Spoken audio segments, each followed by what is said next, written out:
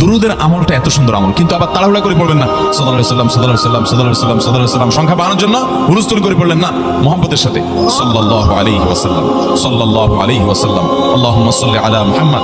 অর্থ বুঝে বুঝে আল্লাহুম্মা সাল্লি আলা মুহাম্মদ মানে কি, আল্লাহ আপনি মুহাম্মদের প্রতি শান্তি বর্ষণ করুন। আরে ভাই, মুহাম্মদ সাল্লাল্লাহু আলাইহি ওয়াসাল্লামের প্রতি আল্লাহ তাআলা শান্তি এমনি বর্ষণ করবে, আপনি আমি দোয়া করলেও করবে, না করলেও।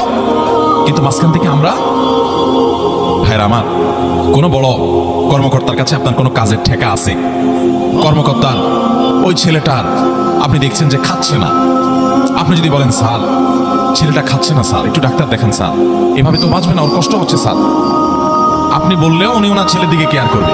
কিন্তু আপনি এটা বলার কারণে তার নৈকট্য পাবেন কি পাবেন না, তার সিম্প্যাথি পাবেন কি পাবেন না।